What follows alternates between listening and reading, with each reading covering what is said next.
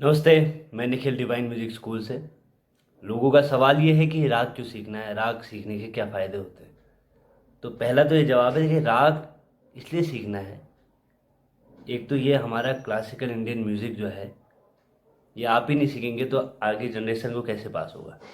ये हमारी धरोहर है, तो आपको ज़रूर सीखना चाहिए इसको। गाने में बजाइए, पर कम से कम बेसिक नॉलेज क्लासिकल की होनी चाहिए। ये आप में इम्प्रूवमेंट डालेगी, क्योंकि सेमी क्लासिकल भी हमारे राग से ही निकला है ना। जो क्लासिकल म्यूज़िक है इम्पॉर्टेंट है, अगर सीखेंगे तो आपका अगर म्यूज़िक यहाँ है, क्लासिकल म्यूज़िक सीखने के बाद आपका म्यूज़िक यहाँ आ सकता है। तो राग सीखना अच्छा है, क्योंकि उसमें बहुत कॉम्बिनेशन आपको मिलेंगे। जैसे आप भोपाली करेंगे तो सारे गा पा धा सा का कॉम्बिनेशन मिलेगा। अगर आप यमन करेंगे नी रे गा मा धा नी सा का मिलेगा।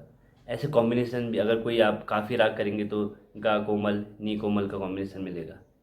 तो ऐसे राग करने से क्या होगा, आपको एक तो फिंगर अलग अलग तरीके से घूमेंगे, प्लस क्लासिकल म्यूज़िक में क्या होता है, आपको क्रिएट करना पड़ता है।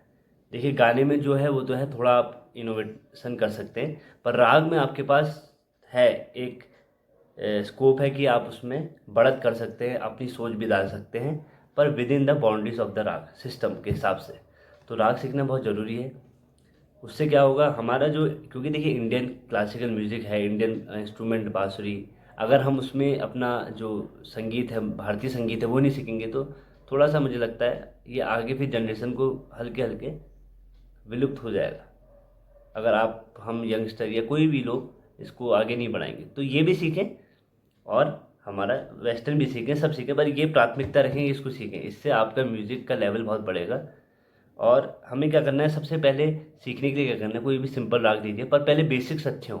बेसिक सही नहीं होंगे, राग आप करने लगें, वो गलत है। मान लीजिए कोई भी आप राग अगर पकड़ेंगे, तो आप पहले उसके आरोह अवरोह खूब कीजिए, पहला स्टेप। दूसरा क्या करें, आप पा टू पा मूर्छना करें उस राग में। मूर्छना मतलब ये हर सुर के बाद वापस आना है उस सुर में। इससे सांस भी बढ़ेगी। ऑक्सीजन पलटा भी कहते हैं इसको। जैसे पाधा सारे गापा, अगर मान लीजिए मैं भोपाली कर रहा हूँ, तो मैं क्या इसमें सरगम के बाद क्या करूँ।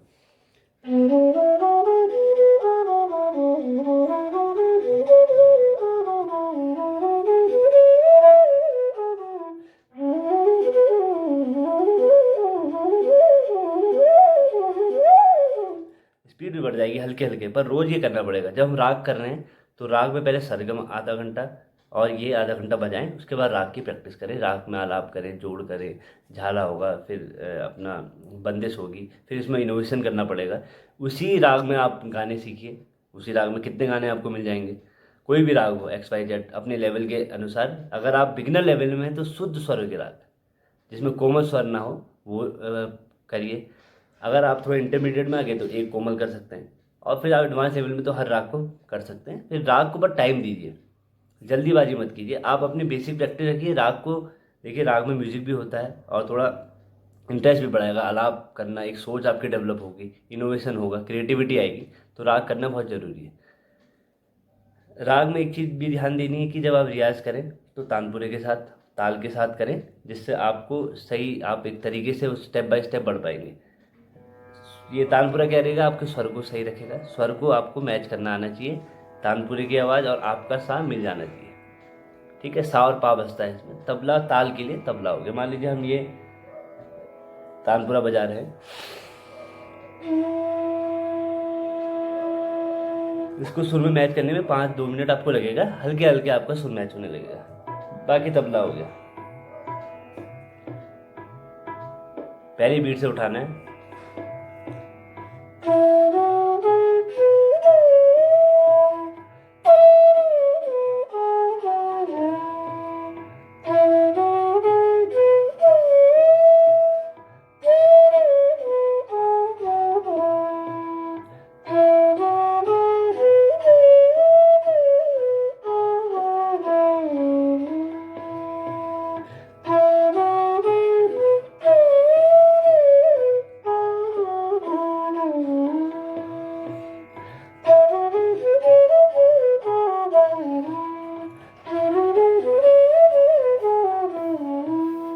तो ऐसे तरीके से प्रैक्टिस कीजिए।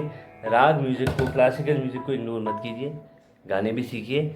अगर आप फ्लूट सीख रहे हैं तो आप वेस्टर्न भी सीखो, इंडियन भी सीखो, पर सबसे प्राथमिकता आपकी होनी चाहिए इंडियन क्लासिकल म्यूज़िक सीखने की।